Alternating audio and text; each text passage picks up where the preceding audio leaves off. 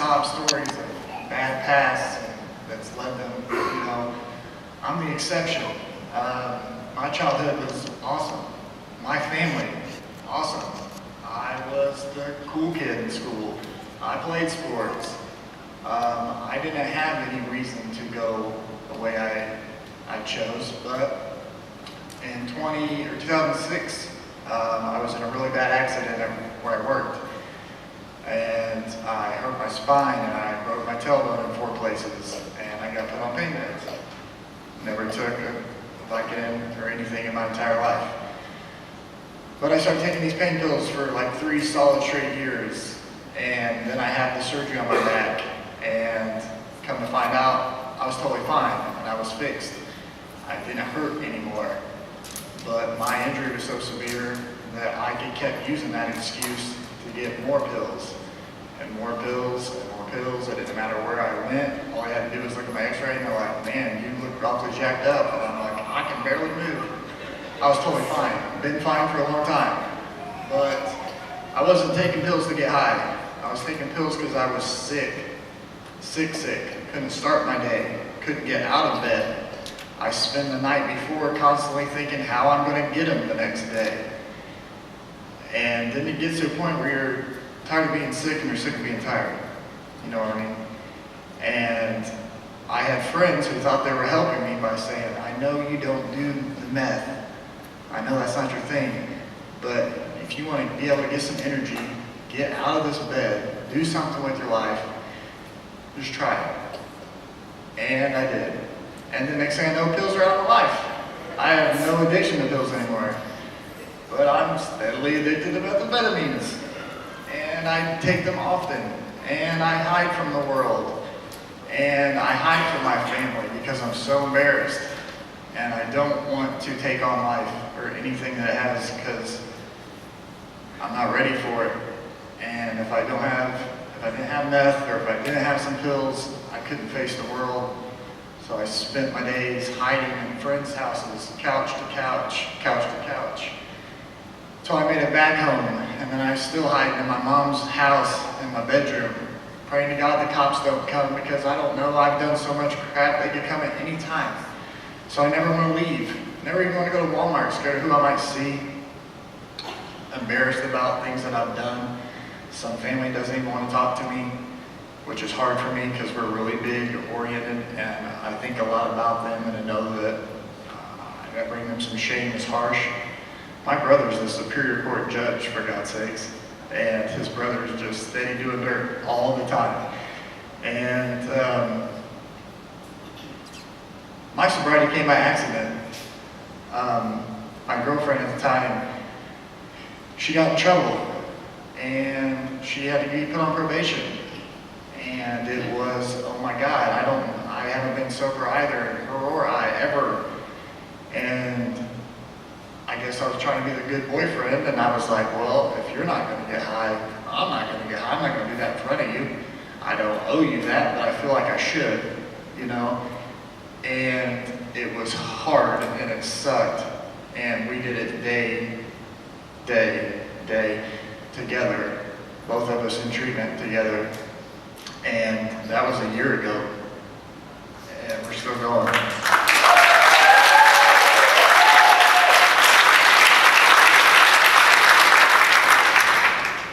I went from being in my mom's house, sponging off her, hiding in my bedroom, broke, to having my own job now and being the manager of that place. And we have our own house now and we're living life and it feels so good.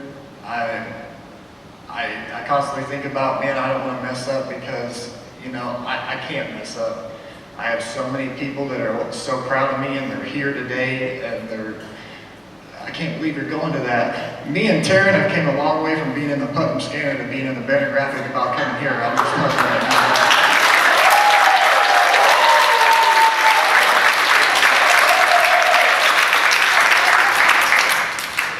But to anybody that's not, I'm an assisted recovery.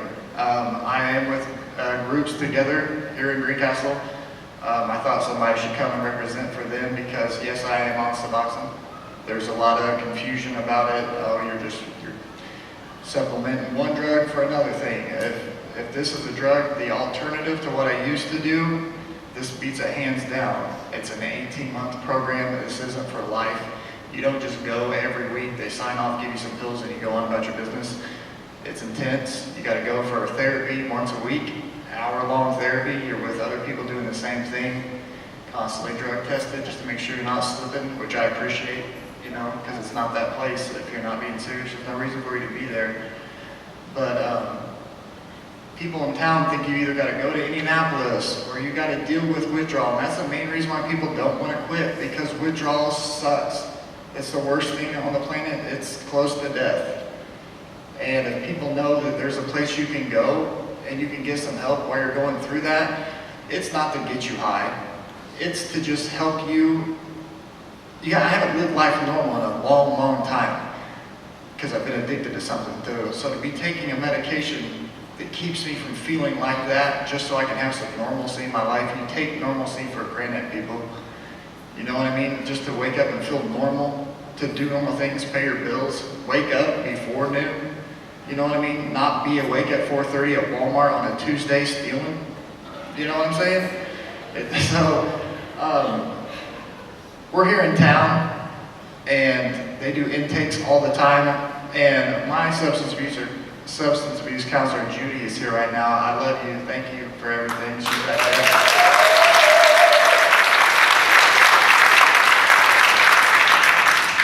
So with that, I'm going to wind it down. But thank you, everybody that's here showing support. It's a big deal, whether you know somebody or you don't, or you just want to find out what's going on. Y'all could have been anywhere in the world, and you're here with me right now, and I appreciate that.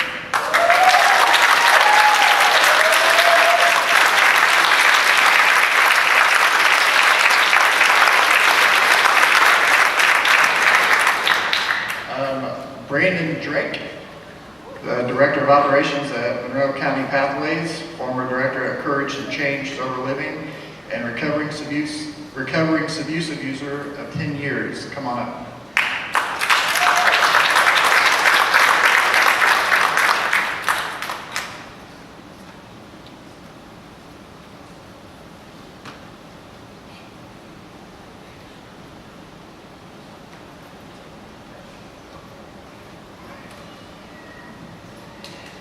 Hi, how you guys doing?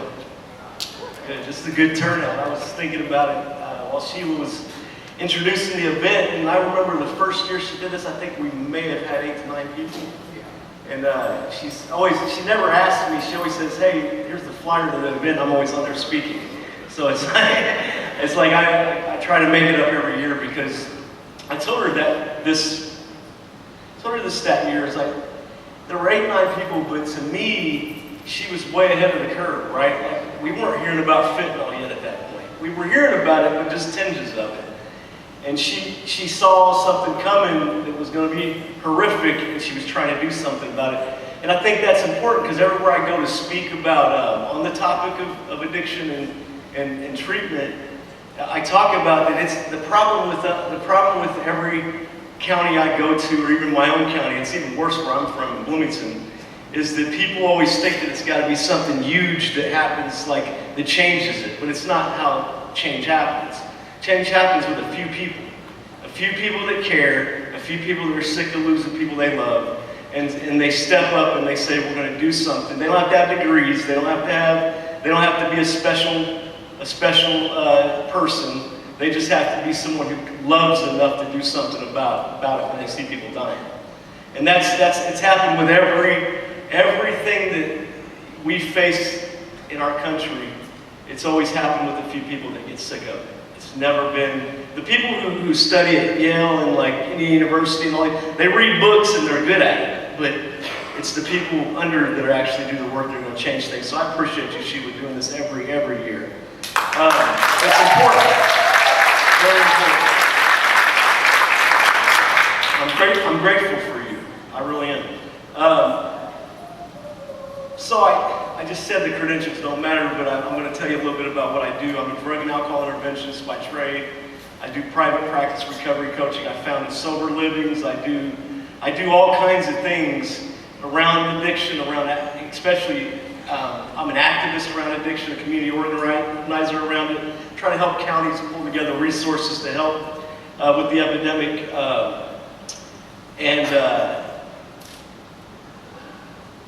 I still say that the Sheilas are more important than me. Because again, they're the door openers. They're the people that get people like me to towns like this. I'm going to tell you guys, I don't know if anybody touched on it, but I'm going to talk a little bit about statistics because I want to put everything in the kind of context of what's happening. I don't think, and I don't want to bore you with too much of it, but this, in 2016, 64,000 people died of overdose, right? And we thought that was bad. The next year, last year, 2017, 72,000 people died. And I want to put that in context. That's more than guns, car crashes, HIV, and AIDS. It's more than it's ever killed. It's also claimed more lives than the Vietnam War and all the Iraq wars. The first Iraq War, second Iraq. We've surpassed that. And that's concerning because the problem with that is we're really not doing it. I mean, the beautiful thing is more people showed up in the first year, but we are waiting on the people in legislatures to change this, and they're not going. It's too big of a ship to change this. It's going to take communities. It's going to do it. And I want you guys to understand that when you leave this event, that's huge. Think about that. That's the Vietnam War and the Iraq War, Afghanistan War. This has killed more people. So I don't understand why we're not pulling out all stops to try to stop this. Whether that's inviting treatment into your town, getting sober livings going into your town, do whatever you have to do. And I hope to share a little bit about how I did that. Just maybe someone here will hear it and then be able to leave here and start it. But I want to talk a little bit about addiction first. Eckhart Tolle is one of my favorite authors, but he says all addictions begin in pain and end in pain. Gabor Mate, who's another doctor who specializes in addiction, world-renowned, he says the question in addiction is never why the addiction, but why the pain. We just heard two people share, one about emotional trauma that she experienced, the other one about a physical trauma. I want to tell you guys something interesting about the brain science behind this, and I hope I can put it in layman's terms. I'm a layman, so I feel like I can communicate this well. If I stab, and I mean, no pun, I don't want to offend anybody, but if I stab you with a knife, or if I emotionally reject you, the same parts of the brain are activated. What are opiates? They're painkillers. They kill people's pain. Whether that's a car wreck that was shared earlier, or whether that's somebody's mother who puts them out on the street. The same parts of the brain are activated. And so when people, I get into all this, and I'm going to tell you a little bit of a different perspective that I have on this. I get tired sometimes of hearing that, we're just good people that had injuries. They were always good people. Everybody's born good. Until we are put around you, like us, right? We're the ones that hurt people. And hurt people end up doing drugs in order to kill pain. I'm going to say it one more time. If I stab you with a knife, or if I emotionally reject you, the same parts of the brain are activated.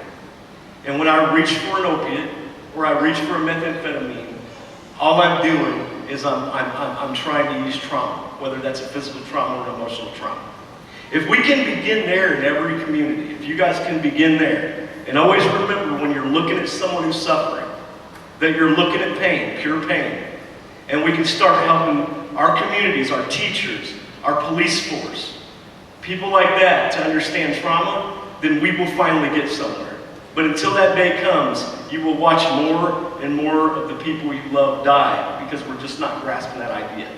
And what's sad about it is this is research that has been there since the 90s, right? So let me talk about that for a second. There was a doctor, his name was Dr. Folletti. He had an obesity clinic for women in San Diego. This is back in the 90s. And he started noticing that all these women that came to him, most of them, it was like something around 80 to 90% were reporting traumatic events in their home when they were growing up. And he thought, that can't be. Like, this is fascinating. Like, most of the women in my clinic have been traumatized in some form or another in the home when they were growing up. And I want to do it. So he convinced this Kaiser Permanente, which is like it's a major health organization nationally, to do a massive study on 17,000 people. Now I'm about to bust some of the myths that we've always had around drug addiction.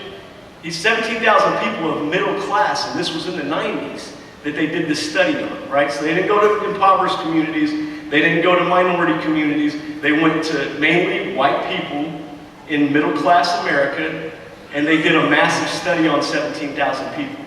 And it was fascinating what they found. They found, I'm going to get into addiction now, because we're talking about obesity, but they found that people, they formed what was called the ACEs questionnaires, Adverse Childhood Experience Questionnaires, right? It was a questionnaire they gave. It's 10 questions, and I'm not going to tell you all 10, but some of them are like sexual trauma in the home, physical trauma in the home, a parent that cursed at you and yelled at you a lot, a parent that abandoned you, that you felt abandoned in the home. There's 10 of them total, so it's only 10 questions, and they found that it was 4, if you answered 4 of those questions, yes to either a parent yelling at you, being sexually traumatized, being physically traumatized, being abandoned, divorced parent, parent that's in depression, parent that's an alcoholic, parent, there's 10 of them, right? If you answered 4, you got a 400% chance to become an alcoholic. 400, not 40% more, 400. If you answered 6, then it was 4,200% chance that you were going to become an intravenous drug user.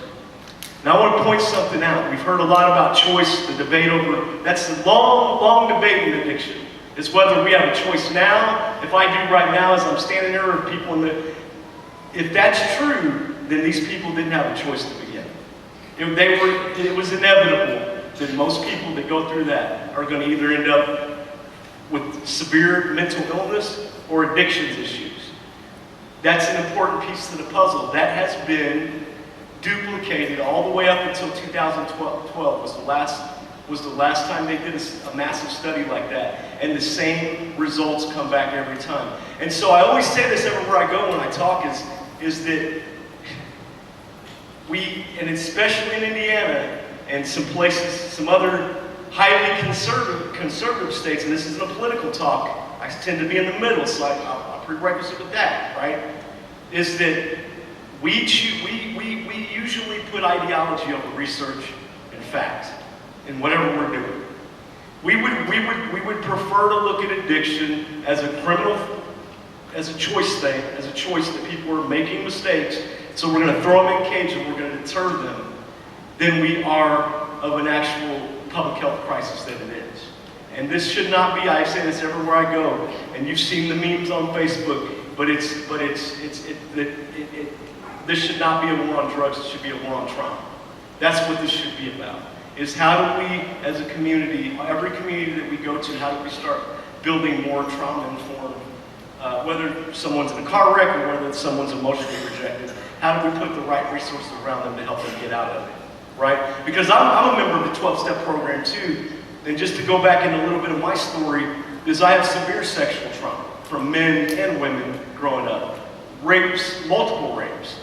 Skull fractured by the time I was 3. As soon as I discovered drugs, again, if I stab you with a knife or emotionally reject you, the same parts of the brain, as soon as I discovered them, it was the first time. Have you ever seen The Basketball Diaries? It's a movie about heroin.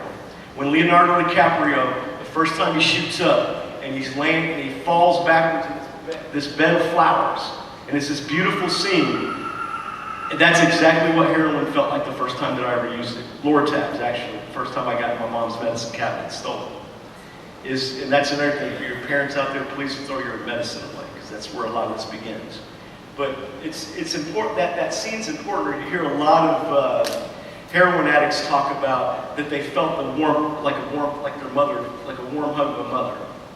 That's what they're talking about, is the first time they feel that love, that sense of unconditional love. And once we feel that, it's like this rat race to try to chase that until we either end up dead, in prison, or something terrible. Or something else fascinating I say about the ACEs questions too is that the same children, if you think it's bad right now, DCS and the state child protection agency is like way over